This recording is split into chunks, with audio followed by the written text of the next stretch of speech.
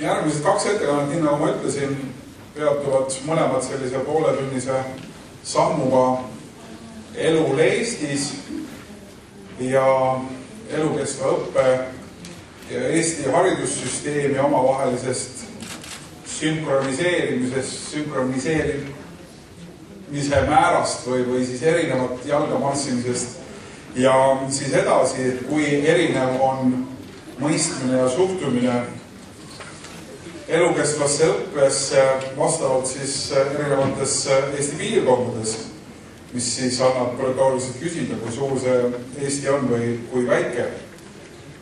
Aga ma kõigepealt paluksin Eesti haridussüsteemi elukestev õpe selliseks ülevaateks, väikeseks analüüsiks teie ette professor Elu Saare, Marge Unt, Auni Tamm kõik Tallinna Ülikoolist.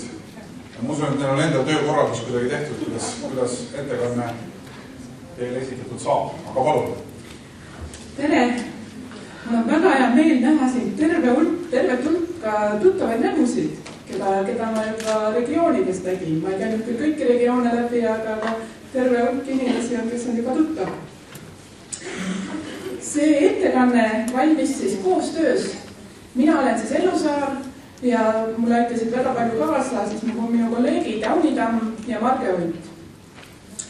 Ja kui need eelnevad ettekanded puudutasid just pigem seda institutsionaalset poolt, kui esimene rääkija Otper Nuure rääkis just sellest poliitika poolest ja järgne ettekanne oli siis just selle tööturu ja haridussüsteemi seostest, siis mina tahan puudutada just nagu natukene madalamat taset isegi. Et kuidas need täiskasvanud õppijad pääsevad haridussüsteemi, kuivõrd oodatud nad on ja kuivõrd see haridussüsteem siis püüab kohaneda nende nõudmistele ja nende vajadustele. Ja minu ettekanne või meie ettekanne siis põhineb tegelikult erinevatel uuringutel. Otper Nuure juba rääkis sellest ühest suurest Euroopa projektist, mis on LLL 2010, kuid me kasutame ka 12 uuringut ja need on mõlemad Priimuse projekti raames, Priimuse programmi raames, mis on pühendatud siis just kõrgharidusele. Ja mis on need olulisemad märksõnad, mida ma tahan puudutada? Esiteks on juurdepääs, teine on õppe paindlikkus ja kolmas on kättesaadavus. Alustuseks üks pilt. Kui te vaatate, siin on need välja toodud täiskasvanute ja täiskasvanud on siis defineeritud kui 25–64 aastased ja nende osalemine siis õppes 1 kuu jooksul. See sinine joon näitab siis koolis osalemist, õppeasutustes osalemist ja punane joon näitab koolitustes osalemist. Ja kui te vaatate, siis viimase 4 aasta jooksul on see pilt muutunud natukene paremaks, et on need mõlemad protsendid pisut tõusnud. Kuid probleem on selles, et need protsendid on tõusnud eeskätt siis kõrgem haridusega inimeste hulgas, mida kõrgem haridustase, seda rohkem on tõusnud ja mida nooremad, seda rohkem on tõusnud. Kõige vanema vanusegrupi hulgas ja samuti madala haridustasemega inimeste hulgas on see protsent jäänud samaks nende aastate lõikes. Ja see on tegelikult murekoht. Kui nüüd vaadata täiskasvanute osalemist tasemeõppes jällegi 25–64 aastased ja aasta jooksul, siis Eesti tulp on näete see roheline tulp. Ja kui võrrelda nüüd Euroopa Liidu keskmisega, et on kõrval seal on need sinised tulpad, siis me oleme täiesti keskmine. Ei olegi nagu mingit probleemi. Aga kui võrrelda näiteks Suurbritanniaga, kellest oli see eelne ettekanne, samuti, mis siin tuleb välja, on Belgia, Norra, Sloveenia, siis me jääme ikka päris palju maha neist. Ja nüüd ma räägiksin nagu kõigist erinevatest haridustasemetest eraldi. Ja esimene on siis põhi- ja keskhariduse tase. Jällegi taustaks pisut infot. Ja siin on nüüd nende 15–24 aastaste protsent, kellel on vaid põhiharidus või kui sedagi ja kes enam ei õpi. Ja Eesti joon on nüüd see lilla joon siin, kui vaatate see kuskil keskmine.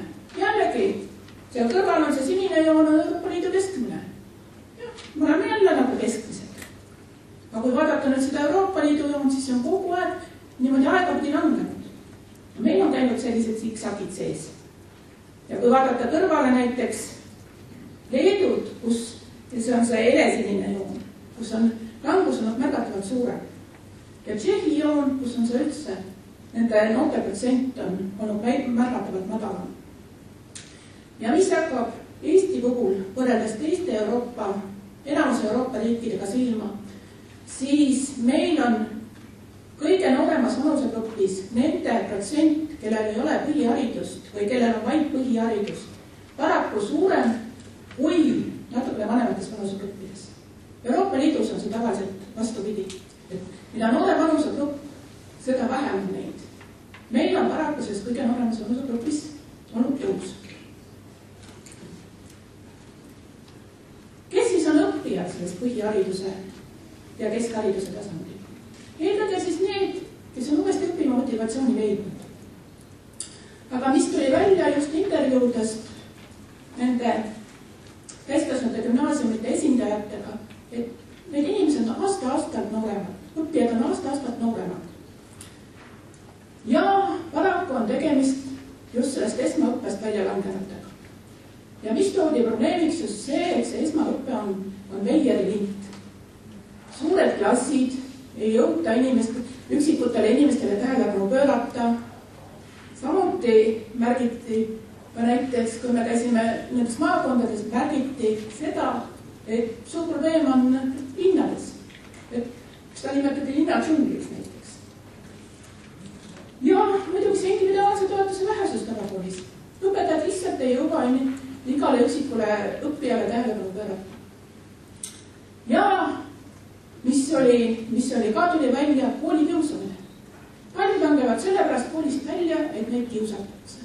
Kas siis kaaslaste poolt või arvatakse, et keegi õpetaja kiusab neid. Ja kuidas siis iseloomustati neid õppijaid? Kuidas need täiskasvanute gümnaasiumi esindajad iseloomustasid neid õppijaid? Märgiti, et 60–70% õpilastest on pärit mittetäielikest perekondadest. Samuti suured riskigrupid on siis need, kellel on varasemad seadusrikkumisi. Aga samuti toodi välja ikkagi see päevakoolist välja viskamine. Kusjuures just need esindajad märkisid, et mitte ametlikult ei toimugi nagu midagi, aga see õppija pannakse sellisesse olukorda, et ta on sunnitud lahkuma. Paraku see tähendab, et selle täiskasvanute gümnaasiumitel on väga-väga suur vastutus. Sellepärast, et kui need õppijad kukuvad ka sealt, mille neil ei ole enam mitte kuskile minna. Ja just eriti, mis puudutab põhihariduse taset. Need ei oodata enam mitte kuskil. Ja nagu näitasid ka need statistika andmed, siis selles kõige nooremas vanusegrupis see protsent on paraku suurenenud. Nende noorte protsent, kellel ei ole põhiharidus või kellel on vaid põhiharidus. Väljalangevus on ka muidugi suur probleem täiskasvanute gümnaasiumis. See on kuskil 40% ja põhihariduse tasandil muidugi 60%. Ja mida toodi jälle ka nendes intervjuudes väljalangevus on majanduslanguse tingimustes suurenenud pigem. Üks probleem on see motivatsiooni puudus. Ja jällegi see taastootmine, mis toimub läbi põlvkondade. Seda toodi välja, pärast oli juttu just nendes regioonides, seal toodi samuti välja, et toimub taastootmine. Praktiliselt selle madala haridustasemega gruppi taastootmine. Aga mida siis tähendab, kui meie kõige nooremas vanusegrupis on seda protsenti aina rohkem? Tähendab taastootmine aina, see taastootmisele ringile ei saagi pidama. Ja muidugi probleemid tööandjatega. Praktiliselt ei juleta küsida tööandjalt aega, et kooli minna. Ja muidugi märgiti seda, et see õppekoormus on tegelikult täiskasvanute gümnaasiumis märgatavalt suurem. Sellepärast, kui näiteks toodi näite, et päevakoolis on nädalas 35 tundi, õhtuses õppes 24 tundi ja kaugõppes vaid 15 tundi. Kui programmi on praktiliselt sama. Nad peavad omandama selle programmi praktiliselt väiksema ajaga. See tähendab, et iseseisva töö maht on palju suurem. Aga paljud neist on ju sellised, kes ei ole tavakoolis õppinud õppima. Ja kuidas nad peaksid siis jagu saama sellest õppematerjalist täiskasvanute gümnaasiumis. Ja rõhutati just muidugi õpetajate rolli, kuivõrd suur on õpetaja roll nende motiveerimisel, nende toetamisel. Ja mis siis täiskasvanud õppijad ise seal täiskasvanute gümnaasiumi tasandil tõi välja probleemidena? Transpordiga seotud probleemid, umbes kolmandikud. Ja põhjused, muidugi ühistranspordi puudumine. Teine, meil ei ole raha. Kui hommikul helistatakse kooli ja õppija ütleb, et vabandust, et ma ei saa täna kooli tulla, mul ei ole piletiraha, et kooli tulla. Paraku täiskasvanute gümnaasiumid paiknevad vaid maakonnakeskustes ja linnades. Ja Põlva on üks maakond, kus paraku isegi seda ei ole. Puuduvad ühiselamud ja õpilaskodud. Täiskasvanutel ei ole kuskil elada. Ja kui nad ei saa kui neil oli võimalik iga päev sõita kooli, see on selle suur probleem. Rahalised probleemid, jällegi kolmandikul õppijatest. Stipendiumid puuduvad täiskasvanute gümnaasiumi tasandil. Ei ole võimalik saada õppelaenu. Ja kui te nägite seda ühte eelmist slaidi, siis väga paljud ongi tegelikult pärit mitte täielikest perekondadest. Kus neil on seda raha võtta ka transpordiks? Raskused lapsehoiu korraldamisel olid umbes 15%. Ühes koolis, kus meil tehti intervjuu, mainisid need kooli esindajad, et nad on mõelnud sellele, et korraldada lapsehoidu. Aga paraku on seal mitmed seadusandlikud ja institutsionaalsed probleemid. Nad on seda kaalunud, kuid paraku on komistanud just nende probleemide taha, miks nad seda ei ole saanud teha. Ja muidugi väga oluline asi, mis toodi ka maakondades välja, et kui kool on samas majas selle tavakooliga ja kui õpetavad samad õpetajad, siis need kes on tavalikoolist välja läinud, nad ei taha sinna kooli tagasi minna. Neil on olnud seal koolis probleemid või on neil olnud õpetajatega probleemid. Miks ma peaksin sinna tagasi minema, kui mul on probleemid enne olnud? Mul on väga raske ju uuesti kohaneda. Mis siis on täiskasvanute gümnaasiumi plussid? Mis ma juba ütlesin, individuaalne lähenemine. Mis need esindajad tõid välja just õppijate kohtlemine täiskasvanutele ja igakülgne toetus õppijatele. Ja mitte ainult õppimisega seotud küsimustes, vaid ka igapäevaprobleemide lahendamisel. Ja väga altruistlikud õpetajad, kus rõhutati, et tavakooli õpetajad ei pruugigi sobida täiskasvanute gümnaasiumis õpetama. Sellepärast, et seal täiskasvanute gümnaasiumis on oluline just sellise keskkonna tekitamine, mis aitaks õppijatel motivatsiooni tekitada. Kutsehariduse tase. Mis toodi jällegi intervjuudes välja, et keskmist osa on järjest vähem. On nõrgemad, kes vajavad tuge ja on tugevad. Ja jällegi öeldi, et õpilased on sama head kui teised. Ja mitmed on siis põhihariduse tasandil, kellega kõik tülli läinud, meil on 3 tunnistusele saanud ja see ei näita sugugi, kui tark või kui rumal ta on. Ja sellepärast on ka kutsehariduse tasandile mindud. Siin mul on 2 intervjuupakendit ja just nende õppijate kohta, kes on ilma põhihariduseta. Ja see näitab, kuidas tegelikult oleneb ka koolist ja sellest suhtumisest, mis neil on. Üks neist kutsekoolidest oli see, kes viis esimesena sisse selle õppe ilma põhihariduseta noortele. Ja see oli tegelikult väga vapustav intervjuu, sellepärast see näitas, kuivõrd suur on olnud kooli toetus nendele lastele. Ja just rõhutati, et nad ei erine mitmegi poolest tavalistest lastest. Nad ongi nagu tavalised lapsed. Teine kool oli täiesti erineva suhtumisega. Seal prooviti ka seda ilma põhihariduseta noorte vastuvõttu. Kuid siis leiti, et need on väga-väga rasked lapsed, neil on probleemid, neil seal on narkomaane ja sellepärast pärast esimest aastat katkestati see. Nii et tegelikult need 2 intervjuupakendit näitavad, kuivõrd sõltub ka koolist ja tema mis need koolid mõlemad töötavad ju samas kontekstis, samas sotsiaalses kontekstis. Aga ometi on suhtumine täiesti erinev.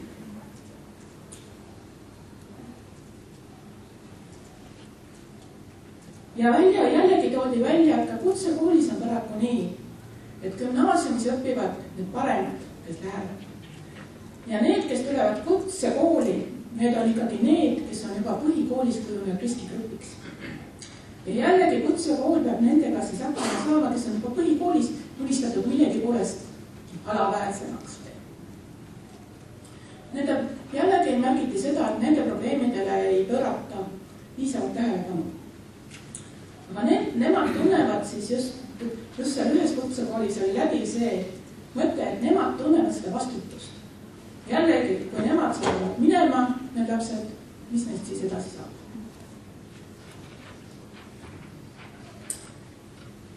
See on väljavõtte ühest intervjuust kutsekooli esindajaga Ida-Virumaa. Kui seal sai küsitud, et kas neil on mingid eraldi meetmeid riskigruppidele, siis nad mainisid, et tegelikult on kõik nende õppijad riskigrupis. Kuna nad on vähe illustatud peredest pärit, osa neist elastub ainult toetajaid kaotuspensionist või kasvatavad neid ainult vanavanemad, et nad ei saagi tegelikult välja tuua seda spetsiifilist riskigruppi. Kõik nende õppijad kuuluvad riskigruppi. Väljalangevus kutsekoolis on juba teatavasti probleem. Kuid jällegi toodi välja see, et töö leidmine on väga oluline motivaator, miks kutsekoolist üldse välja langetakse. Ja seda isegi miinimumpalga tasandil. Ja jällegi probleem nendes rahades. Et kui isegi nende miinimumpalk on nende jaoks suur sissetulek. Ja nad ei saa ilma selleta hakkama, kui nad peavad näiteks ka oma vanemaid üleval pidama. Kõrgharidustase. Siin on üks väga ilus väljavõtte ühest intervjuust Haridus- ja Teadusministeeriumi ametnikuga, kus selles probleem ei ole sugugi mitte ministeeriumis, vaid nagu ta välja tõi, on probleem kogu ühiskonnas. Ja seda, see ametnik tõi välja, et täiskasvanute ligipääsu kõrgharidusele ei peeta üldse probleemiks. Seda ei nähta ülikoolis probleemid või seda ei nähta meie ühiskonnas probleemina. Kas siis peaks midagi ekstra tegema nende täiskasvanud õppijate jaoks? Et kui meil on üldine liberaalne suhtumine, siis ilmselt ei peakski. Kõigil on ju ligipääs ja juurdepääs tagatud, nende enda probleem üle peast. Ja paraku tänu sellele ei ole nähtud ka neid probleeme, mis täiskasvanute õppimisega kõrgkoolis kaasnevad. Need ei ole jõudnud ei siis ametnikeni, ei siis ka ilmselt ka tööandjateni. Ja see on suur probleem. Seda pilti näitasime ka regioonides, just seda esimest poolt sellest tabelist. Ja siin on nüüd nende protsent, kes peavad ennast liiga vanaks või tervise tõttu väidavad, et nad ei õpi. Ja siin on nüüd erinevate riikide võrdlus ja Eesti on see kõige viimane selles reas, kõige parempoolse. Ja kui te vaatate, siis 50% juba Eestis 40–45 aastast ütleb, et on liiga vana või ka tervise tõttu ei saa osaleda. Inglismaa kõrvuti, see protsent on 15, Belgias 4, Austrias 11, Norras 9. Sama kehtib ka 50–55 aastaste ja vanemate kohta. Seal on juba praktiliselt 4/5, kes ütlevad, et nad ongi liiga vanad. Ja paraku, kui vaadata seda viimast rida, siin on nüüd üle 40 aastaste protsent täiskasvanud õppijatest kõrghariduses. Siis me näeme, et Eestis on see vaid 12. Jällegi vaatame kõrval, kus Suurbritannia on 40, Belgia 31, Austria 27. Ilmselt on ka need teatud määral omavahel seotud. Üldine suhtumine ja see, kui palju vanemaealisi tegelikult kõrghariduse tasandil õpib. Nagu ma ütlesin, üks märksõna on juurdepääs. siin on jällegi riikide võrdlus ja siin on nüüd kõrgharidusele juurdepääs. Esimeses reas on, kui palju nõutakse tunnistust kõrgharidusele sisenemisel. Ja teine on test sisseastumisel. Kui te vaatate Eesti võrdlust teiste riikidega, Eesti on siin eelviimane, siis te ju kõik teate, siin me ei oska isegi seletada, millest tekkis see 92% näitaja. Tegelikult nõutakse Eestis igal pool kõrgharidusse astumise tunnistust. Sul peab olema keskharidus enne kätte saadud. Vaatame jälle kõrvale Inglismaa andmeid. 55. Iirimaa 44. Austria 62. Test sisseastumisel. Jällegi on Eesti suhteliselt esirinnas kõigi teiste postsotsialistlike riikidega koos. Samas jällegi Inglismaa 6%, Šotimaa 9%. No see nüüd takistab üldiselt täiskasvanute juurdepääsu kõrgharidusele. Esiteks tunnistuse nõudmine, teiseks test. Ja kõrghariduse esindajatega intervjuudest tuli välja, et kritiseeriti just seda lävendi põhisust. Ja toodi välja, et see on probleem mitte ainult koolide jaoks, sellepärast, et koolid ei saa kontrollida neid, kes neile sisse astuvad, vaid teiselt poolt ka nende sisseastujate enda jaoks. Sellepärast, et testuse käigus on võimalik saada infot selle kooli kohta ja oma sobivuse kohta näiteks sinna. Aga nii kaua, kui toimub lävendipõhine vastuvõtt, siis ei ole ju tegelikult koolidel absoluutselt ettekujutus, kes neil astub. Täpselt samuti ei ole sisseastajatele ettekujutust, kuhu nad astuvad. Ja teine, mis välja toodi, oli muidugi sotsiaalse õigluse temaatika. Ja jällegi märgiti seda, et meie ühiskonnas seda ei tunnetata üldse probleemina. Et kui niinimetatud eliitkoolidest on paremad võimalused kõrgharidusse astuda, siis seda peataksegi normaalseks. Nad on ju nii tühvid, nad saavad selle pärast sisse. Mitte selle pärast, et neil on algusest peale ju eelised hariduse omandamisel. Ja seetõttu palju suuremad eelised ka riigieelarvelistele kohtadele pääseda. Aga see on jällegi probleem, et seda ei näe probleemina ei siis ülikoolide juhtkond, ei õppejõud ega üliõpilased ise. See ongi normaalne, et niimoodi toimub. Paindlikkus, mis on oluline tegelikult täiskasvanute õppimisel kõrgharidussüsteemis. Ja see on tegelikult kahe otsaga asi. Sellepärast nagu siit intervjuu katkest tuleb välja, et mitmed õppejõud, kes on tulnud teistest koolidest välismaalt või rakenduskõrgkoolist, imestavad, et kui mul esimeses loengus oli 100 tudengit ja nüüd on 60, milles on asi. Ja teine muidugi see 3 korda eksami tegemisvõimalus. Ma olen ise õppejõud, ma tean, mida see tähendab. Sellepärast, et paljud on need, kes isegi 3 korraga hakkama ei saa. Ja siis peabki, siis on 2 aastat, 3 aastat, eks ole. Ja kui me vaatasime ka seda paindliku õppe mõju, näiteks sellele, kuidas inimesed tunnetavad barjääre ja täiskasvanud õppijad barjääre, siis tegelikult see mõju ei olnud sugugi mitte positiivne, vaid pigem negatiivne. Sest et mida paindlikum õppe oli, seda rohkem tunnetati paraku barjääre õppis. Mitte vastupidi, kui võiks arvata. E-õpe oli üks probleemide ring. Plussiga on muidugi see õppe paindlikkus, et võimalik oma aega planeerida. Võimalik õppida töö kõrvalt. Ja muidugi paraku nendes õppeloengute puhul, nendes auditooriumites ei pruugi üldse kõik inimesed ära mahtuda. Ja kui on e-õppe, siis on võimalik seda probleemi vältida. Miinustena toodi välja õppekvaliteet.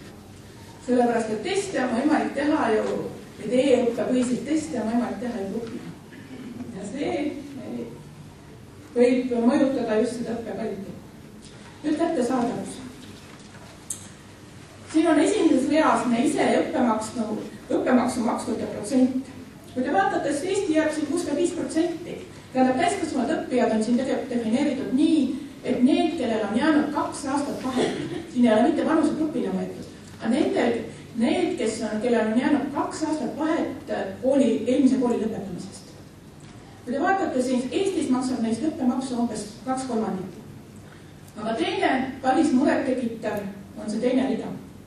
Kui te vaatate, kui palju makstakse õppe eest, siis Eesti on ees näiteks Inglismaast, näiteks Šotimaast, rääkimata Norrast, Austriast, Belgiast. Meiega sama tasandil me oleme ainult Sloveenia.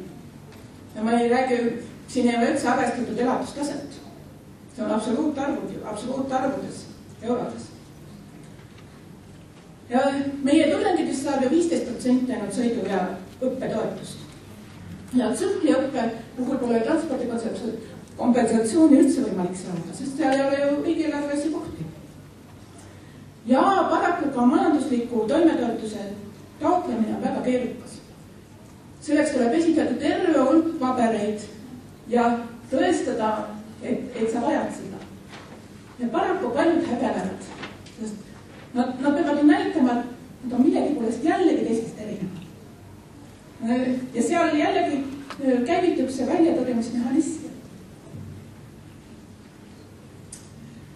Sellele taustaks, kui suure protsendi moodustavad toetused, stipendiumid ja õppelaenud siis avalikest kulutustest üldse, avalikud kulutused toetustele üldse kõigist avalikest hariduskulutustest. Jällegi Eesti on siin kuskil tagaotsas. Ja võrrelge jälle Suurbritanniaga ja Norraga. Suurbritannia, keda meid luuakse tavaliselt näiteks kui väga liberaalset riiki. Ja kui võrrelda, siis Eestis on see 5-6 korda väiksem, see protsent, mis läheb stipendiumitele ja õppelaenudele.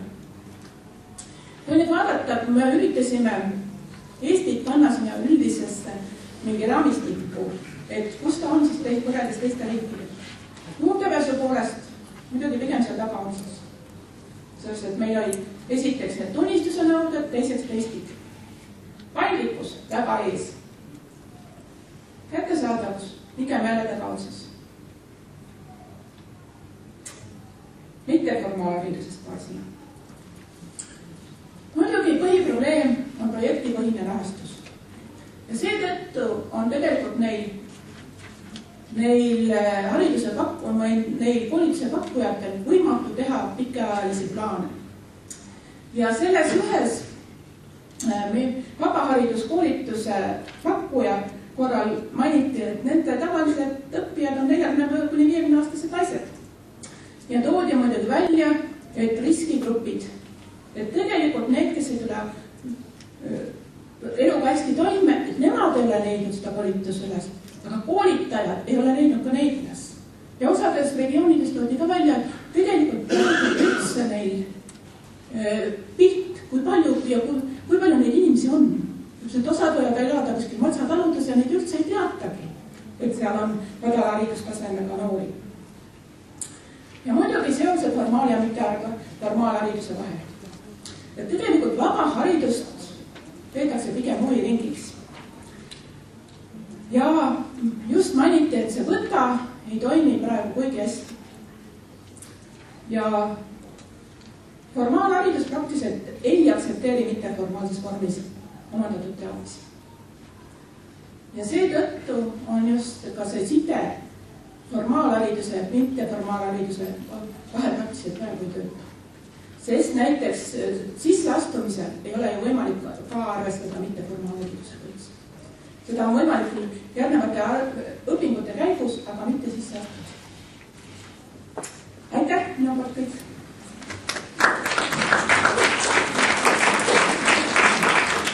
Tolle mikrofoni siia, palun, jah.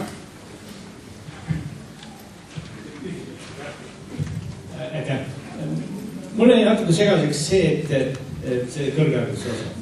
Et täiskasvanute juurdepääs kõrgharidusele. Et minu teada kõrghariduses õpivad ka ainult täiskasvanud inimesed. Ma ütlesin, et täiskasvanuna defineeriti neid, kellel oli ainult 2 aastat vahet. Mis tähendab ka peale gümnaasiumi lõpetamist 2 aastat. Või kutse keskkooli lõpetamist, jah.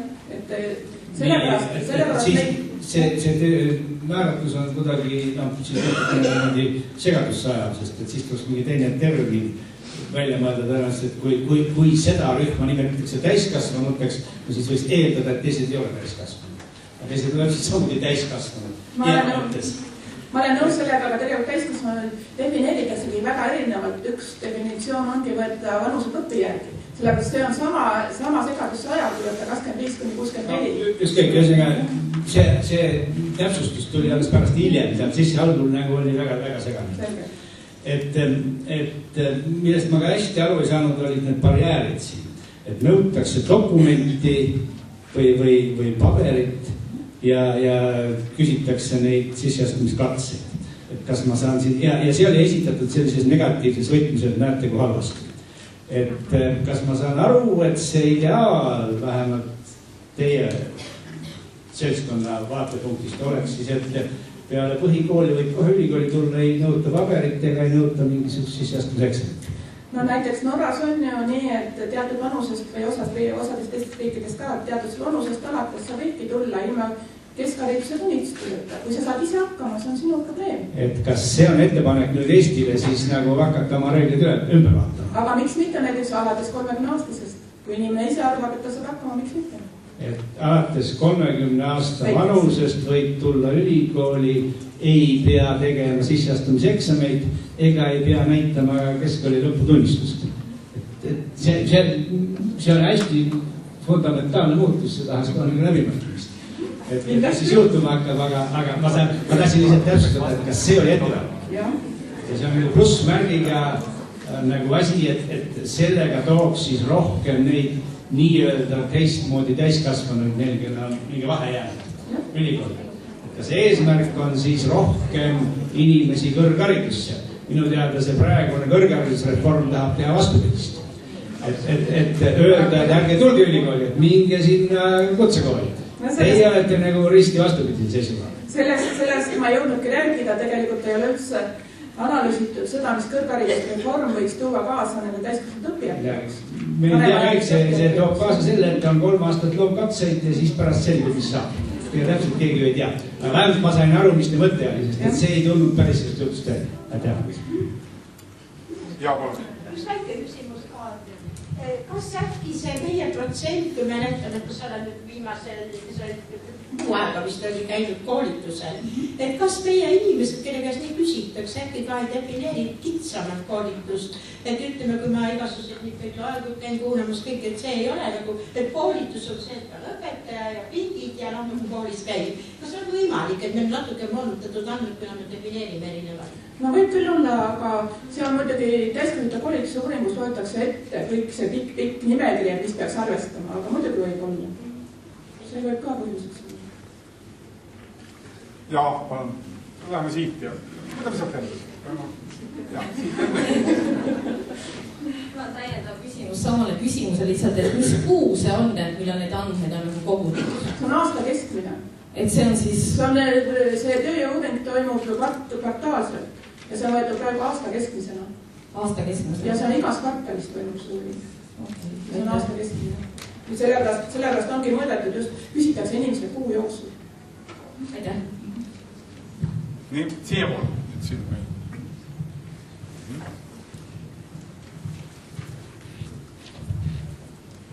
Tere. Elina olen vabaühendustegevust EMSL ja elukestev õppe minu jaoks läheb natukene laiemaks kui ainult formaalharidussüsteem. Ja ma ei saa aru, mis valu see on, et me peame saatma kõiki inimesi ka 30. eluaastast saati ülikooli.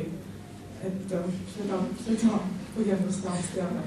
Ega ei peagi, sellepärast miks ma rohkem keskendusin just selle formaalharidussüsteemile, sellepärast meie suur projekt oligi, selle eesmärk oligi vaadata formaalhariduse rolli just selles elukestvas õppes.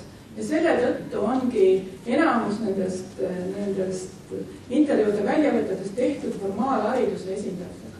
Jah, ma olen nõus, et muidugi peaks, mõlemad peaks tegema ma arvan.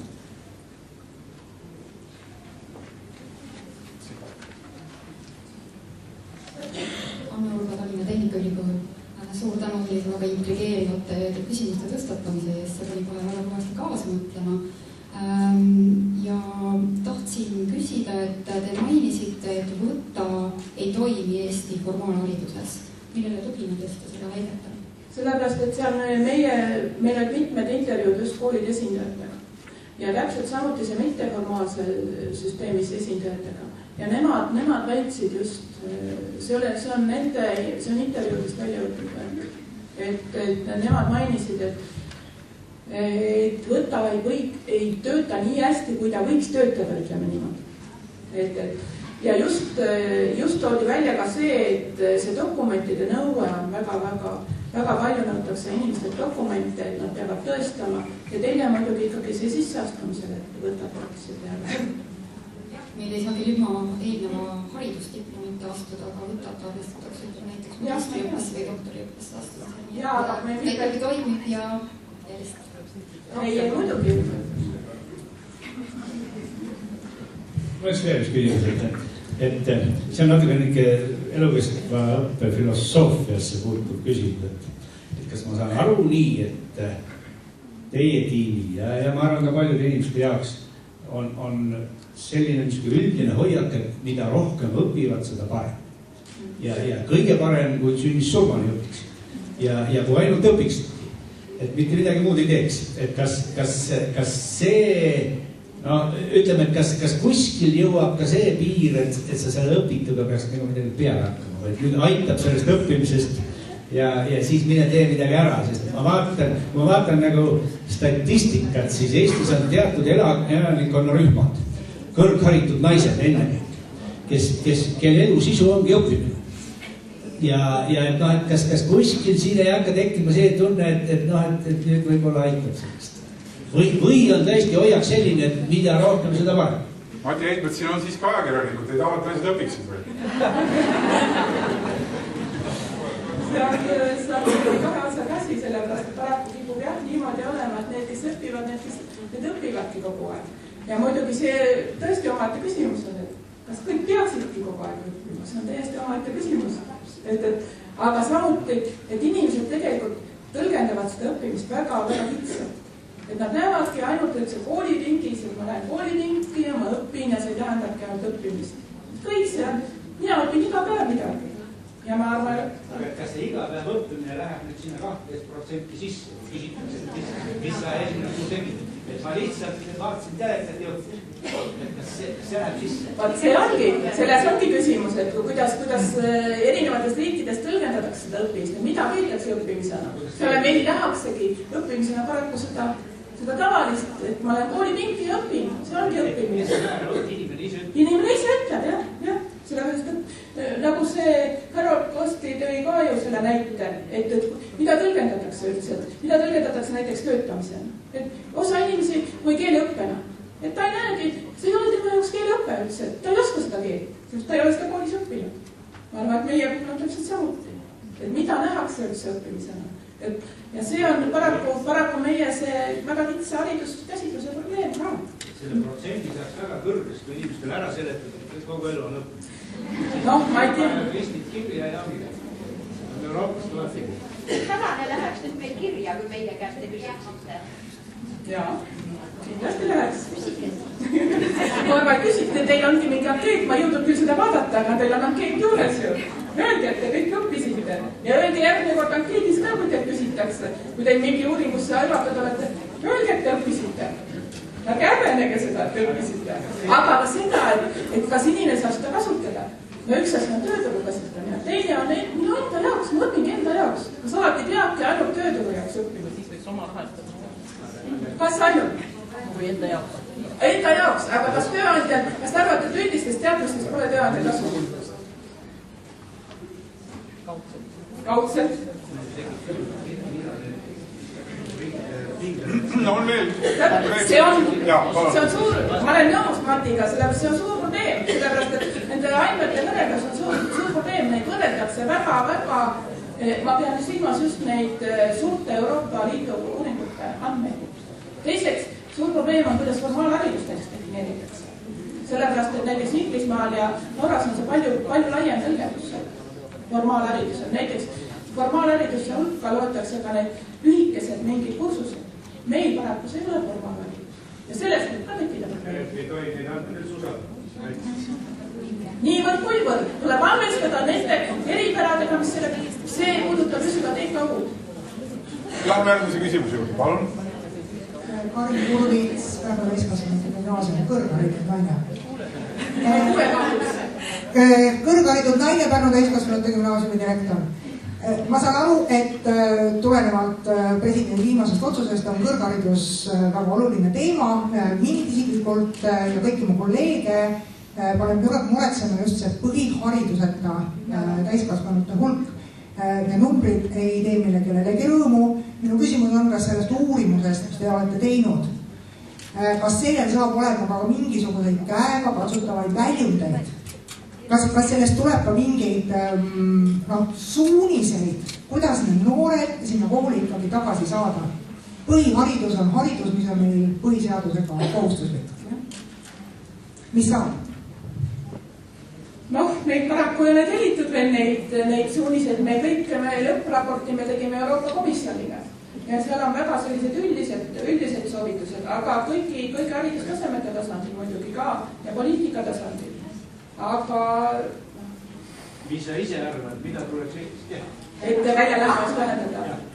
Esiteks tuleks alustada ilmselt juba põhikoolist, üks slaid oli, mis ma jätsin vahele, et seal toodi ka ühes koolis välja, kuidas annaks väljalangevust vähendada. Ja ikkagi see konveieri meetod, eks ole, nendes koolides, tavakoolides. Et kui sul on väga suured klassid, eks ole, et sa ei saa igale inimesele individuaalselt vähendada. Nagu ma ütlesin, ma võtan mütsi maha nende täiskasvanute gümnaasiumite ees, just selle põhikooli tasandi ees. Millist tööd nad teevad?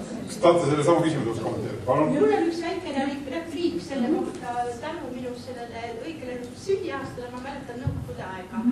Ja nõukogude ajal, kas keegi ka seda mäletab? Tegelikult Ellen Silvaste, kes oli see, ütleme siis selle nõukogude aeg rahandus peategelane seal ministeeriumis tegi kunagi analüüsi nõukogude ajal, et kes esimese klassi astusid, see peab olema selles nõukogude koolis artikkel. Nad peaaegu kõik lõpetasid ja oli mõni laps ei haigeks, mõni ka suri, aga see oli väga väike väljalangevuse protsent. Ja üks asi, millega see saavutati, ma nüüd küsin teie käest, oli siin üks haridusministeeriumi ametnik, kes võiks murujoote süsteemi ka veel keegi mäletab, et kui laps sai 2, siis ta enne ei saanud sellest niimoodi õpetada, ta rahule jätnud, kui ta oli selle murrujoonega 3 parandanud. Õpetajad olid maru vigased, see oli nendele suur lisatöö. Aga nüüd ma küsin, kas peaks selle süsteemi juurde tagasi minema? Ma ei arva, et võib-olla selle tasandil, aga mul on kohe üks näite. Minu enda tütar õppis täiesti tavaliselt Lasnamäe koolis ja üks tüdruk oli lihtsalt niivõrd häbelik ja niivõrd kartlik. Ja ta ei julenud vahepeal kooli minna, kartsid, ta saab halva hinde. Ja ma ei kujuta ette, mis siis oleks saanud, kui oleks niivõrd tubli õpetaja. Ta käis tal kodus, aga paraku, kui palju linnakoolides jõuavad õpetajad niimoodi teha, niimoodi individuaalselt. Sellepärast, et selle tüdrukul ei olnud mitte mingi probleemi. Aga ta oli natukene, ta oli kõvema peaga, ta ei saanud nii ruttu jagu ainetest. Ja muidu ta olekski sealt 6.-7. klassist välja kukkunud. Et ikkagi see individuaalse lähenemine. Ja teiseks, eks ole, see suur taastootmine, mis praegu toimub. Et need, kellel ei ole kodus mingit tuge, nendel on väga raske tegelikult ka põhiharidust üldse omandada.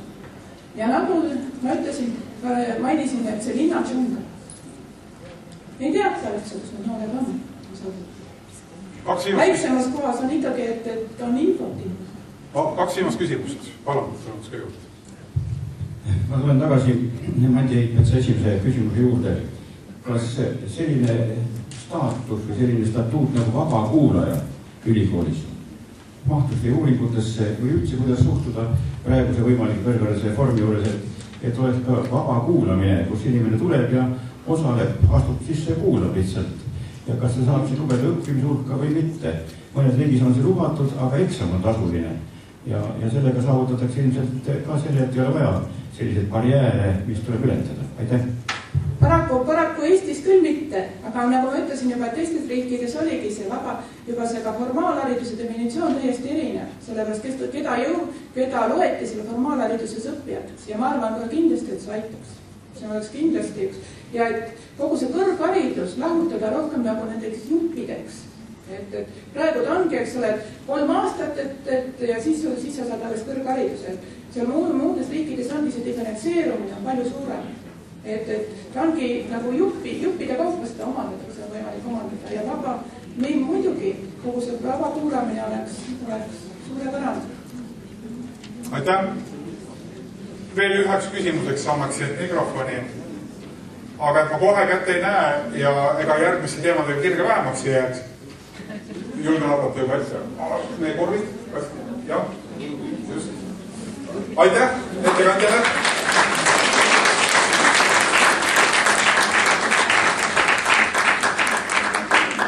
Kuna meil oli väga hea koostöö Tallinna Ülikooli rahvaga, siis natukene ettemaksuna juba. Ma loodan, et Evelis ja Triin ikkagi seda pärast jätkavad, mida Ellu siin alustas. Siis on meie poolt üks väike tänukorvikene, mida te saate koos nautida. Ja isikesed helinaudingud, mida te saate individuaalselt nautida. Aga teiega oli väga tore koos töötada ja ma tänan selle uuringu eest.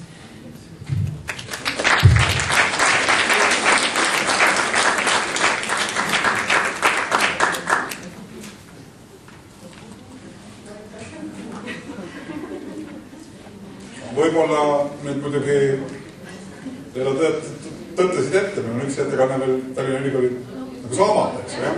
Aga palun, me läksime natukene ajast üle, aga õige asja nimel. Evelis Roosmaa ja Triin Roosalu, et piirkondlikud eripärad siis elukestvas õppes, et siis kogu küsimus, kui suur või väike see Eesti tegelikult on. Meil on nii pisikad, et paista väga välja. Eks ma pean pikemaks õppima.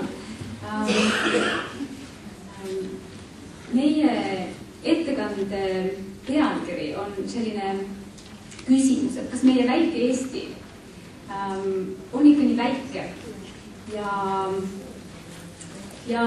meil oli väga hea meel töötada koos koostöökoguga, kui läks tänamiseks, kes andis meile võimaluse natuke aimu saada, kui väike või kui suur on Eesti selles küsimuses. Ja me vaatame siis piirkondlikke eripärasid elukestvas õppes ja etteruttavalt see on väga esimene pilk nendele eripäradele, sest nii-öelda väljatöö ehk andmete kogumine lõppes umbes täpselt nädal tagasi. Aga taustaks siis, jah, me räägime elukestva õppe eripäradest. Meie fookus on sellel, kui palju saavad täiskasvanud osaleda õppimises. Ja miks meil on see fookus, sõltumata sellest, kas täiskasvanud algavad 18-aastaselt, kas nad algavad sellest, kui nende kohustuslik kooliiga on läbi saanud, kas nad algavad natuke hiljem, siis suurem osa ajast on inimene siiski selles täiskasvanu grupis. Ja kui see enne täiskasvanu iga on see haridus küllaltki korraldatud ja meie juurdepääsudele ja muudele küsimustele tuleb palju tähelepanu, siis see täiskasvanute selline osalemine ja selleks võimaluste loomine ja võimaluste andmine on üsna nagu võib-olla juhuslik olnud, nagu Ellu Saar rääkis, et mida see süsteem teeb ja kuidas see süsteem hoiab eemal või meelitab digitale. Ilmselt on jah samme, nagu siin sai arutatud, mida saaks teha, kui meil on eesmärk. Ja nüüd siis see küsimus eesmärgist. Aga taustaks meie võrdlevad uuringud, rahvusvaheliste uuringute tulemusel. Me tahtsime eristada 2 dimensiooni. Üks on see, kas täiskasvanute osalemine õppimises on siis väike või suur. Ja teine dimensioon on see, et kas see, kuidas me aru saame õppimisest, kas see ühiskondlik õppimiskäsitlus, see, kuidas me mõõdame õppimist, on kitsas või on ta avar, kas ta lubab arvestada ainult koolitusi ja koolis käimisi ja millena ta lubab seda arvestada. Ja me näeme, et Eestis koos mõnede teiste riikidega on arusaamine sellest, mida me mõõdame, kui me mõõdame täiskasvanud osalemist, tegelikult kitsas. Ja täiskasvanute osalemine õppimises ei ole kõrge. me ei toonud siin välja madalust. Me ütleme, et igal juhul on keskmine, sest kus on see kirjas, kui palju peab just osalema, kui me nüüd ei võta arvesse 12,5% ja neid muid eesmärke, mis on suurel kõrgel tasandil seatud. Kõige kõrgem on täiskasvanuõppes osalemine, nagu me veel pool nägime statistikas, nendes keskkondades, kus arusaamine sellest, mis on õppimine, on lai. Aga nüüd, lahus sellest, kui suur on see number, kes osalevad, mis valmistab meile muret on see, kas tasemeõppes osalemine või täiskasvanu õppimises osalemise võimalused on ühtlaselt jaotunud erinevate täiskasvanute gruppide vahel. Ja me väidame, et probleem on siin just selles, et kas juurdepääs on ebavõrdne. Ja me vaatasime, meie uuringu raames vaadati ühest küljest sellest, kui kõrged on demograafilised barjäärid, ehk siis kui suur takistus on sellest, kas oled õigest soost, õigest rahvusest, õigest vanusest, selleks, et sa saaksid osaleda või et sa oleksid osalenud õppimises. Ja teiselt poolt ma olen siin sõnastanud enesekeskselt sotsioloogiliste barjääridena, tegelikult muidugi mõista sotsiaalsed barjäärid, mis siis puudutavad seda, kas näiteks parem juurdepääs on sellel, kes töötab või sellel, kes on tööturul kõrval. Sellel, kes elab maal või sellel, kes elab linnas. Et sellised asjad, mida on põhimõtteliselt võimalik hõlpsasti muuta. Siin on see, et need, kes on vaesed ja need, kes on rikkad. Meil on põhimõtteliselt võimalik seda hõlpsasti muuta. Miks me neid maakondlikke erinevusi otsime? Lisaks sellele, et meil on see suuremale võimalus neid leida, siis kui me enne vaatasime riikide vahelisi erinevusi, oskame paigutada, kus Eesti on. Meil on selline tunne, et nüüd Eesti ongi see, need numbrid, mida me seal näeme. Kui me vaatame statistilisi andmeid, siis me leiame, et tegelikult on üsna suured erinevused elukestvas õppes osalemisel, ongi siis näeme neid vanusepiire seal, vastavalt sellele, kus piirkonnas inimesed elavad. Ja see väga suur ebavõrdsus, regionaalne ebavõrdsus on tekkinud just viimase 5 aastaga, kus Põhja-Eestis on osalemine osutunud palju sagedasemaks kui mõnes teises piirkonnas. Ja meil on praegu väga kuum teema Kesk-Eesti ja Vaide, et siin ei ole see kasv toimunud nii aktiivselt viimase 5 aasta jooksul, kui näiteks teistes paikades on toimunud, kuigi stardipositsioon võib-olla oli parem. Ja kui me nüüd läheme sinna maakondade tasandile ja vaatame kõige laiemalt seda täiskasvanute enese täiendamist, siin sees on koolitused, koolis käimised, aga ka see, kui palju kas te erialast kirjandust näiteks lugesite või kas te läksite muuseumisse selleks, et tahtsite midagi teada saada, mitte ainult selleks, et oma aega surnust viide ja meelt lahutada. Ja ka siin me näeme päris suuri erinevusi. Kui hiidlastest oskas sellele küsimusele õigesti vastata, jah, me enne rääkisime, et kas me teame, mida vastata. Kui hiidlastest oskas õigesti vastata sellele küsimusele vähemalt 40% inimestest aastal 2011, siis Jõgevamaal ja Pärnumaal oluliselt vähem inimesi teadsid, et nad õpivad. Kui me käsitleme seda nii, et tegelikult kõik kogu aeg õpivad või vähemalt keegi midagi ikka on lugenud, aga ma arvan, et me ei peaks nii optimistlikult seda käsitlema. On täiesti võimalik, et inimestel tõepoolest on erinevad võimalused piirkondlikult osaleda selles õppimisel. Ja siis, kui nüüd, siin on natuke kirju joonis, aga ma seletan tausta senikaua, kui te tutvute sellega, et me armastame otsida, kui me vaatame riiklikke erinevusi, riikide vahelisi erinevusi, seletusi sellest, et näiteks majanduslik olukord on riikides niivõrd erinev. Töötus näiteks, tööpuudus on riikides väga suur. Tööturult kõrvale jäämine võib mõjutada, et need erinevused riikide institutsionaalses kontekstis, riikide taustas põhjustavad seda, et need osalemise näitajad on erinevad. Ja me otsustasime vaadata siia juurde nüüd, et kas on nii, et näiteks siis, kui töötus on piirkonnas suur, et siis inimesed teavad, et neil ei ole võimalik näiteks tööturul osaleda, isegi siis, kui nad koolis käiksid ja midagi muud õpiksid, et siis inimestel ei ole motivatsiooni õppida. Või et äkki on hoopis nii, et kui tööturult eemale jääjaid selles täiskasvanute grupis on palju, siis inimestel on väga palju aega elukestvas õppes osaleda. Ühesõnaga neid mehhanisme, kuidas otseselt tööturg mõjutada, on ju väga erinevad. Ja me tegelikult siin mingisugust väga selget seost selle majanduse või tööturu olukorraga, väga ühest väga selget seost sellega, kuidas ja kui palju Eesti erinevates piirkondades õpitakse, ei näe. Et võib-olla, et piirkondlik tööpuudus ei ole oluline, sellepärast, et Eesti on väike siinkohal. aga võib-olla on mingid muud asjad olulised, mis tulenevad sellest, et Eesti on piisavalt suur selleks, et muud erinevused saavad esineda. Ja ma ütlen, kuna on teada, et täiskasvanuna ja üldse õppimises osalemisel on erinevad raskused, mis tulenevad kas inimese enda olukorrast või sellest, kuidas õpingud on korraldatud või sellest, mida inimene arvab, mis on talle õige või hea teha. Me kuulsime, et äkki ollakse liiga vana.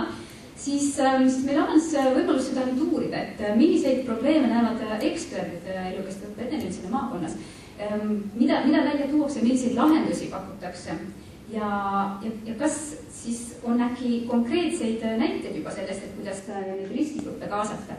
Ja tõepoolest, mis on meie eesmärk? Kas meie eesmärk on see, et kõik kogu aeg peaksid õppima, aga meie eesmärk on see, et erinevate gruppide võimalused õppimises osaleda oleks võimalikult ühtlased.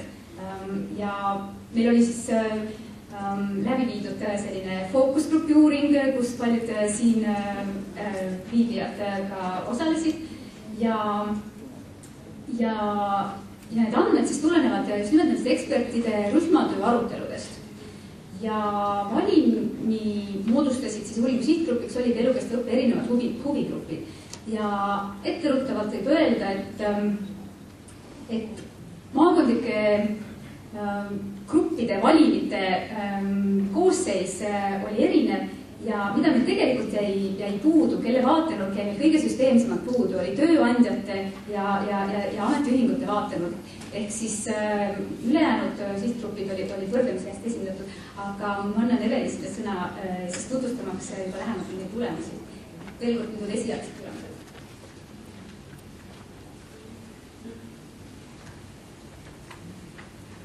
Aitäh sissejuhatuse eest, et olen Evelis Roosma ka sealt samast Tallinna Ülikoolist ja aega on nüüd küll vähe, aga tahaks teha ära sellise suure asja, et rääkida nendest kõikidest maakondadest, kus me käisime, mida me sealt kuulsime. Et siin on alustuseks mõned pildid, et kuidas see rühmatöö välja nägi. Siin me oleme näiteks Haapsalus. Siin me oleme jätkuvalt Haapsalus edasi ringis asju arutamas, Narvas rühmatöö tulemuste ettekandmine. Siin me oleme Viljandis kuulamas huvitavat ettekannet enne rühmatööd. Ja siin me oleme Hiiumaal arutamas asju. Et mida me siis kuulsime? Me alustasime rühmatööd sellest, et me palusime inimestel mõelda 3 aspekti peale. Et üldlevinud on see, et täiskasvanuõppes osalevad vähem üle 45-aastased inimesed, mitte eestlased ja inimesed, kellel on madal haridustase või kellel pole sellist erialast või kutsealast kvalifikatsiooni. Ja me tahtsime teada, et kas need maakonnad tajuvad ka sarnaseid probleeme. Et esimene reaktsioon oli tihti see, et ega me ju nüüd täpselt ei tea ja me ei palunudki neil ette valmistada mingisugust statistikat ega midagi sellist, et me tahtsimegi teada, kuidas inimesed tajuvad, et kas need rühmad on problemaatilised või mitte. Et teinekord see tajumine inimeste poolt, kes võib-olla teatud rühmadega tegelevad, mõjutab vaatajat rohkem kui faktid. No mida siis näiteks vanuse kohta arvati? Öeldi küll, et jah, et inimesed vist küll tajuvad ennast õppimiseks liiga vanana, kui nad on 45 pluss või kohati nihutati seda vanust natukene kõrgemale 50 ja 55. Öeldi seda, et inimesed kardavad, et nad ei saa niikuinii tööd, kuigi nad nüüd õpivad. Et nende iga on juba nii kõrge, et kes neid enam tööturul ootab ja ühiskonnas võib-olla tajuti ka seda, et võib-olla oleks noortel niikuinii jalus. Siis mainiti, et võib-olla vanemaealised siis kõigest sellest tulenevalt on vähem motiveeritud. Neil on ka madal enesehinnang.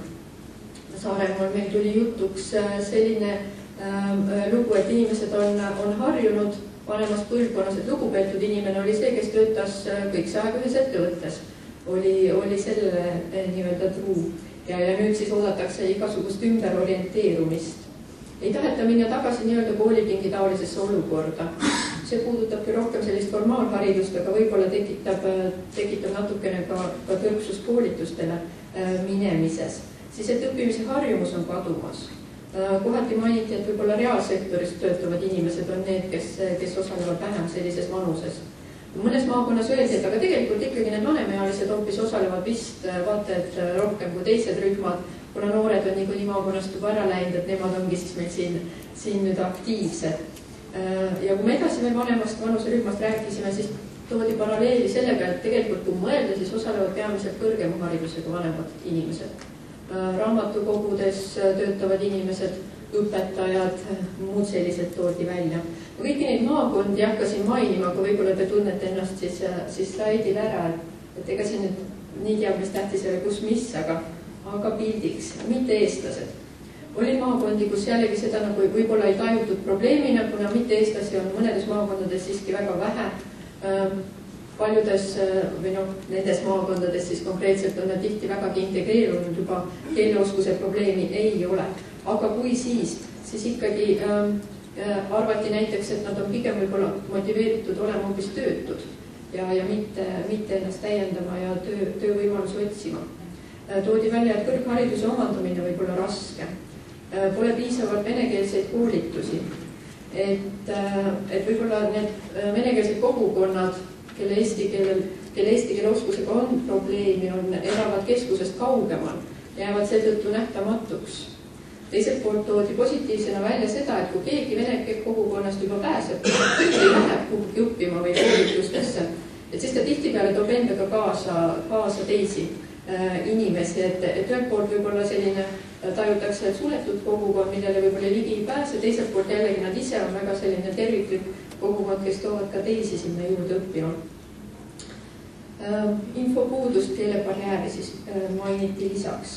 Madal haridustase, see oli nüüd see rühm, kellega tegelikult kõik maakonnad olid nõus, et see on kindlasti riskirühm. Toodi välja siis põhjustena seda, et õppimisoskuse ja harjumuse puudumine, jällegi, et motivatsiooni ei ole, et inimestel on madal enesehinnang. Ka siin arvati, et nad jäävad natukene nagu kättesaamatuks, et liiguvad võib-olla või on mingites ringkondades, millele on nagu raske ligi pääseda, infot edastada, neid aktiveerida. Majanduslik seis tihti ei võimalda madala haridustasega inimestel nii aktiivselt ennast täiendada. Eriala kutse vahetamine pole alati piisavalt paindlik ka noorte inimeste jaoks, et näiteks teist korda kõrgharidusse tasuta kohale astuda, kas te saa. Siis, et töökoht alati ei nõua kõrgemat haridust, mis tähendab, et tööandja ka võib olla väga ei ootegi, et sa läheksid õppima. Jälle see lugu, et ei taha koolipinki naasta, tajutakse sellist varasemat ebaedu, et võib-olla varasemad õpingukogemused ei ole olnud niivõrd positiivsed. Siis madala hariduse taseme puhul tihti viidi kokku noortega, noorte rühmaga ja siis tekkisid meil sellised mõisted mõnedes rühmatöödes nagu nii-öelda pangakaardi lapsed. Kui vanemad on sõitnud välisriiki või ka kaugemale teise maakonda töötama, siis lapsed jäävad nii-öelda pangakaardi kasvatada. Tulevad iseendaga toime, küll vanemad lapsed 16–20, aga sellegi poolest. Siis nähtamatud noored. Nähtamatute noorte all peeti silmas seda, et lapsed jäetakse interneti kasvatada, et vanemal ei ole ta jamus, justkui on kodus ja kõik okei, aga kui väga ta nüüd seal koolis käib ja õpib, et see võib-olla jällegi on probleem. Mis rühmi veel nimetati? Töötavaid inimesi näiteks, eriti neid, kellel on keerulisemad sellised graafikud, et neil on väga raske planeerida, millal nad saaksid õppida. Ettevõtjate huvipuudus käisin juba madala hariduse puhul korra läbi. Kardetakse töötajast ilma jääda, ühelt poolt tööandja. Teiselt poolt kardavad need samad töötajad töökohta kaotada, eriti nüüd selle majanduslanguse ajal. Siis kordub siin infopuudus. Kui jälle sellest töökeskkonnast rääkides osaajaga töötamise võimalusi on Eestis võrdlemisi vähe. Ühes maakonnas rõhutati, et inimeste hulgas levib siuke arvamine, et kui ma nüüd osaajaga tööd siin tahan või püüan saada, siis varem või hiljem üritab tööandja minust lahti saada, et tööandja ei ole sellest huvitatud. Ja siis töötud, eriti just pikaajalised töötud. Rõhutati, et väga keeruline on tuua tagasi õppima ükskõik siis mis vormi pikalt koduseinte vahel olevaid inimesi. Töötutel loomulikult transpordipuudus, rahapuudus. Töötukassa hüvitab transpordikulusid, aga alles pärast, et need kulutused tuleb ennem ise kanda. Korduvad jälle vähene aktiivsus, motivatsioonipuudus, mainiti alkoholismi. madalat haridust töötajate seas, erialase kvalifikatsiooni puudumist. Ühest maakonnast meenub, et tuli jutuks see, et nad tahaksidki võib-olla teistsugust kutset või eriala omandada, aga nende esialgne see haridustase on niivõrd madal, et nad ei saa seda teha. Siis edasi toodi välja lastega kodus olevad inimesed, pikemalt kodus olnud inimesed, noored emad, paljulapselised pered. Nagu siin eelnevatest slaididest või mitte slaididest, vaid ettekannetest on ilmnenud, et lapsehoiu korraldamine ei ole alati lihtne. Kohati kell 6 näiteks võib see lapsehoiu asi maksta 2 korda rohkem kui päevasel ajal. Jälle enesehinnangu probleemid, motivatsiooniprobleemid tulid edasi, õpiharjumuse kadumine. Siis, et enamasti on need emad, kes lastega koju jäävad, et mehed kipuvad olema välismaal, naiste rahvalikult üksi hakkama saada, pole siis ammugi aega veel enesetäiendamisega tegeleda. Et kursused toimuvad ebasobivatel aegadel, et sellised õhtused lastega vanematele nii väga ei sobi. Nad eelistaks võib-olla päevaseid, võib-olla laupäeval. Või jah, nädalavahetusel pruugib alati sobida. Vahetustega töö. Kes need rühmad veel olid? No mehed, kuna naised Eestis tõesti osalevad 2 korda rohkem kui mehed enese täiendamisel. Meeste puhul võib-olla vahest toodi ka seda, et just vanemate meestega on nagu selliseid probleeme, et nad osalevad vähem. Rõhutati, et ühiskonnas on ikka valdavalt veel see stereotüüp, et mees on see leivateenija, ta peab peamiselt töötama, mitte õppima. Ja võib-olla tal on ka muud hobid, mida siis antud juhul siis õppimisena ei käsitletud, aga et neil ei jää nagu selleks aega, siis et mehed on niivõrd konkreetsed, nemad ootavad kiiret tulemust. Kui see koolitus või kursus kestab kuid või aastaid, siis lihtsalt ei ole sellest huvitatud, et otsitakse sellist nagu kiiremat ja konkreetsemat ja vähem võib-olla teoreetilist kui praktilist õppimisviisi. Et sellist selge eesmärki ja väljundiga koolitustest jääb võib-olla meestele puudu. Siis selline valehäbi aspekt, et meesterahvas võib-olla ka ei taha hästi minna kuhugi gruppi ja näidata, et mina nüüd olen see, kes siin vajab jätkuvalt veel õppimist, et ei olegi veel nii tark. Negatiivne koolikogemus. Maainimesed, äärealadel elavad inimesed, et maakonnakeskuses nähti vähem probleemi sellise info edastamisega inimestele koolituste ja õppe kohta, aga äärealadel elavad inimesed, kohati neid nimetati metsatagusteks, kohati kuidagi teistmoodi, transpordiga seotud raskused, ühistransport ei liigu piisavalt tihedasti hõredalt asustatud piirkondades, aga koolitused, õppimine reeglina käib maakonnakeskuses. Rahapuudus, info ei pruugi jõuda inimesteni, võib juhtuda, neil ei ole arvutit, võib juhtuda, neil ei ole interneti, isegi ajalehed, et ajalehed on ka kohati inimestele juba liiga kallis lõbu. Siis nüüd noored inimesed, eriti madala haridusega inimesed, et siin saab jälle paralleele tõmmata nende pangakaardi noorte ja nähtamatute noortega, aga mida mainiti võib-olla rohkem oli see, et tundub, et on huvi puudus õppimise vastu. Jälle võib-olla selle negatiivse koolikogemuse pärast. Mitte-eestlastest noorte puhul mainiti, et keeleõppe pole piisavalt hea, et eriti näiteks kõrgkoolis toime tulemiseks.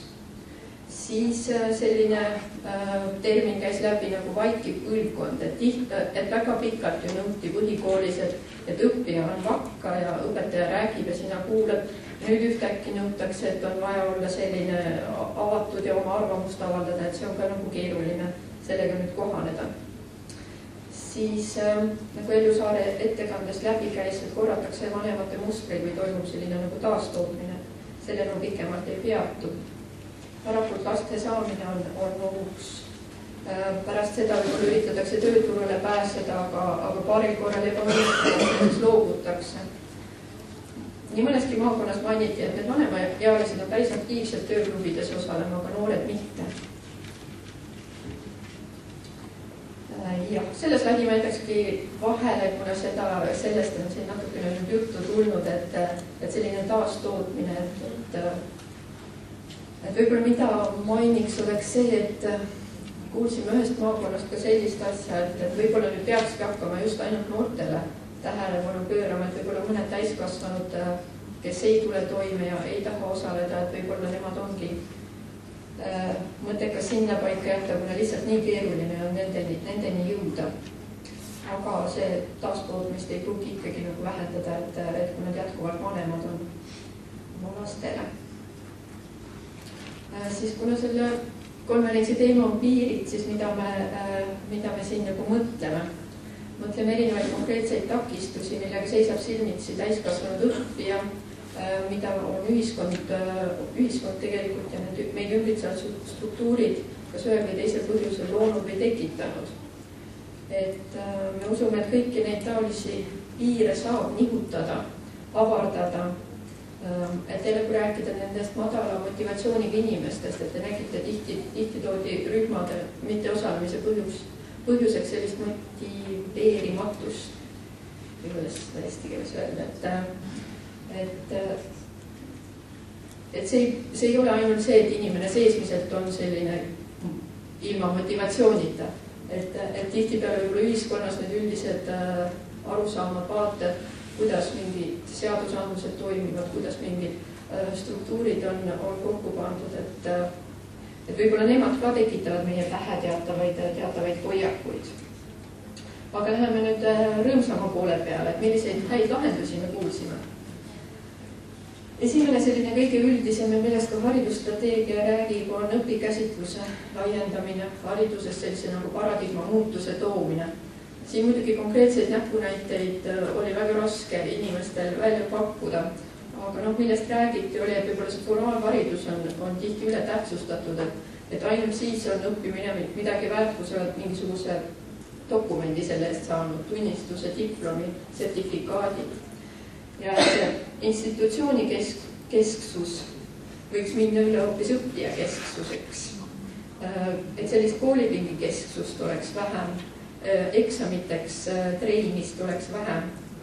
Võib-olla selline kogukondlik õppimine, kogukonnas miski asja koos ajamine, tegemine, et võib-olla see on ka midagi, mis liidab ja muudab ühiskonda tugevamaks. Elukestva õppehoiakute sisendamine juba lasteaiast alates. Väga rõhutati meedia rolli õppimisest rääkimisel. Et selliseid positiivseid näiteid võiks rohkem olla või edulugusi, kuidas mingisugune õppimine ja suugi alati formaalne õppimine, et on toonud võib-olla mingisuguseid elukvaliteedi tõuse. Siis koolitusosaku idee oli väga huvitav. Lähtuti siin sellest, et meil on olemas töötuskindlustusmaks, mille puhul on mõeldud, et seda võiks nagu vähendada. Ja maakondades siis leiti, et aga miks vähendada, võtaks selle nii-öelda ülejääva jupi, paigutaks selle koolitusosakuks. Inimesed koguvad enda aastate jooksul koolituse raha ja võib-olla siis 40-selt, 45-selt võtavad selle välja, mitte rahana loomulikult, vaid ainult õppimise eesmärgil ja täiendavad ennast nii, nagu nad ise peavad. Eraldi maksukogumist toodi välja, aga see on tõenäoliselt alati ebapopulaarne. Et see siis tagaks nagu kõigile kättesaadava õppimise alates kas teatud vanusest või kuidas seda asja paika panna täpsemalt, see oli lihtsalt see mõte, mis välja tuli. Siis oli ka selline mõte, et siduda pension või pensioniealiseks saamine ka koolituspäevadega, et pensioni suurus võiks sellest sõltuda, kui palju sa oled elu jooksul õppinud, aga teiselt poolt võib-olla ka, et saad varem nagu pensionile kohe välja sõltuda. Jah, see on vahva mõte. Siis transpordiprobleemid olid need, mida siis väga palju välja toodi, eks ole. Suurte busside jälle liikuma panemine tõenäoliselt ei ole mõttekas, sellepärast, et lihtsalt inimesi on vähem teatud piirkondades, et võib-olla siis hoopis väikeste busside kasuks otsustada, tellida neid just mingisuguse koolituse jaoks, midagi taksoteenuse taolist. Ja nagu ma töötute puhul korra mainisin, et hüvitatakse küll kulu, aga alles pärast selle tekkimist, et võib-olla oleks kuidagi võimalik ka enne hüvitada, seal on küll jälle omakorda probleeme ja riske, aga kõik see tooks õppimise sihtrühmadele lähemale. koolitusbuss, seda ma ei ole veel mõelnud, pangabussi idee, et kui pank tuleb inimeste juurde vähemalt mingisuguse intervalli tagant, et äkki võiks õppimine ka niiviisi tulla. Saarlased rääkisid väga vahvalt, et poetagused inimesed kella 10 ajal seal juba ootavad, et miks mitte saata neile siin õpibuss hoopis. Ja nad rõhutasid ka seda, et me üldse ei mõtle, et inimesed oleks seal mingid rumalad või mis iganes, et neil on pigem võib-olla hoopis vägagi lai silmaringi, oleks huvitav teada, mida nad arvavad ja teevad. Veel mõned vahvad mõtted, õpiklubid, ööpunkt näiteks ühes kohas. Saaremaal ööpunkt või ööpik on neil ööklubi, et kui sellest teha ööpik, et mis nagu ka viiks õppima, aga võib-olla inimesed esialgu arvavad, et see on mingi vahva ööklubi asi ja siis avastavad, et nüüd nad on hoopis õppimas. Et tuua võib-olla noori niimoodi, kes võib-olla tahavadki hilisematel kellaaegadel õppida. Et nad on pool sellised nagu naljaga võtmes, aga samas võib-olla siiski kooruvad välja mingisugused täitsa head mõtted. Et mõte on siis selles, et selles õpipunktis oleks keegi inimene, kes valdab maakonna kohta kogu informatsiooni, et mis erinevad õppimise võimalused on. Muidu ju öeldakse, et no mismoodi info ei liigu, et internetis on ju kõik olemas, et vaata järgi. Infoküllus on meil juba päris suur, kas inimene suudab sealt välja sõeluda seda, mis just temale sobiks. Võib-olla on poodides mingisugused flaierid või asjad kuskil õpivõimaluste koolituste kohta. Ma jälle võib-olla ei taju, et see minule käib. Et siis oleks keegi konkreetne füüsiline inimene, kes aitab mul otsustada, mõelda, mida mina võiksin teha. Siis kogukonna võtmeisikute edulugude rääkimine, et meediaga seoses seda korra juba mainisin. Aga just sellised raskemini ligipääsetavad rühmad, nagu siin nimetati, et näiteks pikaajalised töötud või toodi välja selliseid päris heitunud inimesi, kes ei tahagi toast välja tulla ja nii edasi. Võib-olla nende kogukonnast siiski keegi on, kellel on mõni edulugu rääkida, kes on ühel või teisel viisil võib-olla õppinud ja sellest kasu saanud. Et kui tema nende inimestega suhtleks, siis see tõenäoliselt kõnetaks neid rohkem, kui et keegi ülevalt ütleb, et tule ja õpi. Motivatsioonikoolitused, kuna see motivatsioon on siis suuresti probleem. Näiteks tasanduskoolitused enne kursusele sisse astumist. Enesekindluse tagasisaamise sellised koolitused, õppimise koolitused, et mis ei oleks võib-olla nii 100% tõsised ja koolipingis istumised, vaid just sellise mõnusa tunde saamise õppe osas. Aeg hakkab otsa saama, aga ma hakkan lõppu ka juba vaikselt jõudma. Siis väiksemad paindlikumad õppevormid või koolitused või kursused. Et oleks nagu lihtsam võib-olla oma elu teiste ülesannetega kombineerida õppimist. Kas lühemad kursused, väiksemad grupid, et leitakse, et siis suureneks ka selline aktiivõpe sellise vormi korral. Noorte monitooring, nõustamine, et oleks korralik tugivõrgustik, kes vaatab, et ükski noor siiski kaduma ei läheks. Et kui võib-olla jälle selle liinadžunglile mõelda. Toodi näiteks ühes maakonnas näide, et nad teavad, et Taanis kuni 26-aastaseni on inimene nii-öelda süsteemis sees või jälgitakse, mis temaga toimub, kuidas ta läheb ja kas ta püsib õppimise raja peal. Kutsenõustamine varakult, noorte ja perekeskuste kaudu kaasamine. Siin ühest maakonnast meenub, et sellised pahad poisid tekitavad vahest probleeme, et seal neil oli mõte, et noortekeskuste kaudu neid tõmmata õppimise juurde, teha seal mingeid vahvaid praktilisi asju, selle eest kiita, tunnustada ja jälle tekitada sellist positiivset õpielamust. Koolitusvajaduse uuring, et rühmatöödest tuli tihti välja, et inimesed tegelikult väga ei teagi või maakond väga ei teagi, mida oleks vaja, millised on õpihuvid. Samuti koolitajate uuring, et kes on kõik võimalikud õppimise pakkujad maakonnas. Koolitajate omavaheline koostöö, et seda on vähevõitu. Siis üks oli ka selline Euroopa Liidu tasandi mõte, et palgatase ühtlustada, näiteks riikides miinimumpalgad sarnasele tasemele viia. Et see on tõesti midagi, mis on nagu keeruline kindlasti kas või lähima 5 aasta jooksul saavutada. Nad ei saa, et kuna nii väga kõlas läbi see, et meil on ikka selline üleüldine nagu vaesus ja sellepärast meil on raskem. Et siis üks selline mõte. Aga kui veel selle Euroopa Liidu peale mõelda, siis mainiti, et väga positiivne on see, et on olnud võimalus neid Euroopa rahasid kasutada, erinevaid õppimisi pakkuda. Miinuspoolena nähti seda, et nüüd on nagu mingi tõukemehhanism olnud, aga kuidas neid asju nagu jätkuvalt töös hoida, et mis edasi saab, et selle projekti põhisusel nähti tihti ka miinuspooli, kuigi oldi väga, väga rahul, et siiski on võimalus olnud asju teha. Ja kui veel 2 minutit saaks, siis mõned siuksed vahvad ettepanekud. Näiteks Viljandimaalt, et kuidas sõuda üle digilõhe ja jõuda ääremaale. Viljandi maavalitsusel tervisetuba loob sellist tervisetoetajate võrgustikku praegu, ka tegelikult Euroopa Komisjoni programmi raames. Et igas külakohas koolitada välja selline nii-öelda tavainimene, kes hakkaks saama tervisealast, aga meil siis, eks ole, õppealast infot mingisuguse kindla intervalli tagant ja tema siis oleks oma kogukonnas see, kes on nõus aktiivselt nüüd inimestega tegelema, neile seda infot kohale viima. Kas käib poodides rääkimas, kas, ma ei tea, kus postkontor on alles seal või inimestega kodudes, miks mitte. Et sama saaks teha siis õpiinfo levitamisega.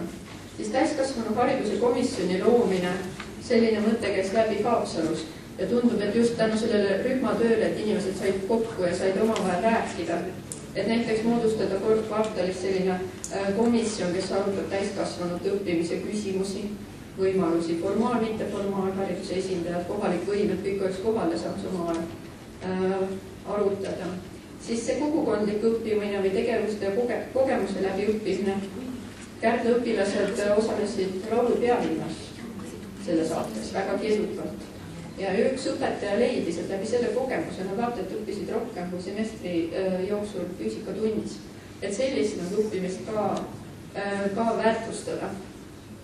Hiidlased ehitasid ka laeva, mis oli väga vahva näide, aga ma arvan, et ma siinkohal nagu selle positiivse noodi juures peatuksin. Aitäh!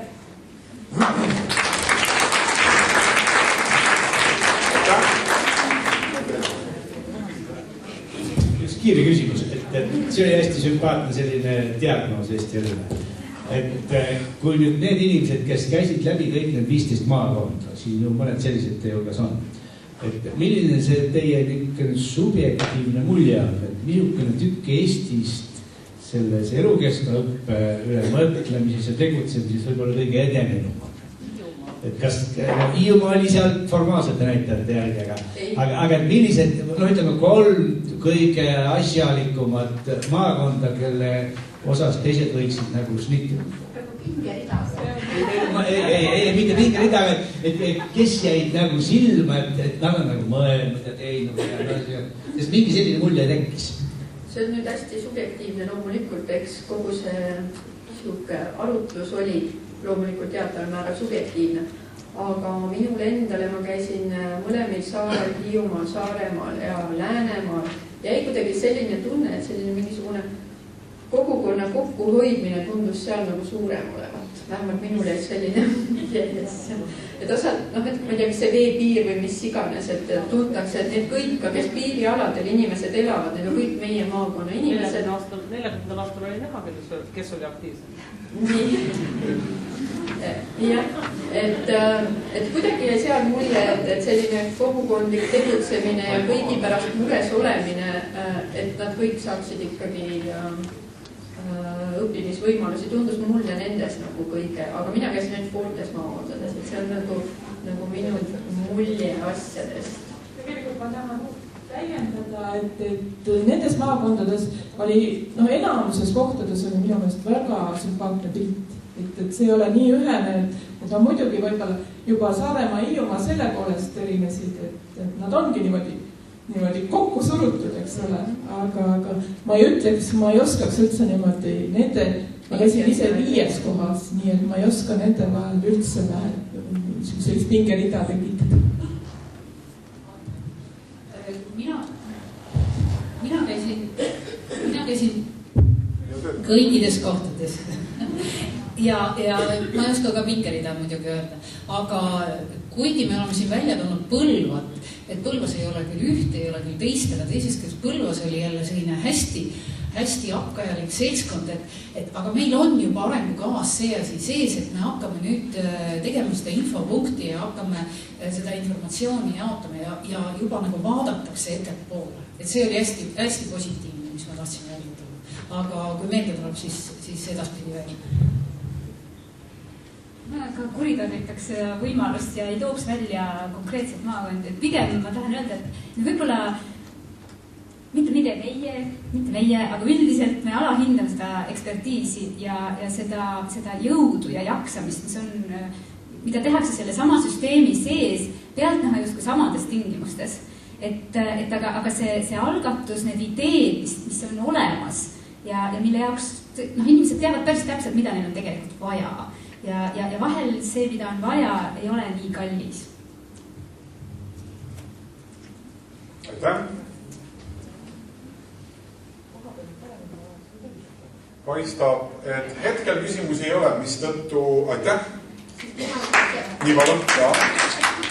Hästi suur aitäh kõigile, kes nendes rühmatöödes nii aktiivselt osalesid, et see materjal on nii rikkalik, mida me ealeski ei saa, kui me teeme näiteks küsitlusi ankeediga.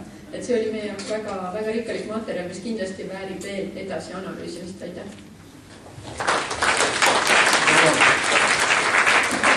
Meil on nüüd enne tõelist mõtete, ideede, ettepanekute ja seisukohtade tulevärki 15 minutit kohvipausi, et siis tulla tõesti paneeldiskussiooni juurde tagasi.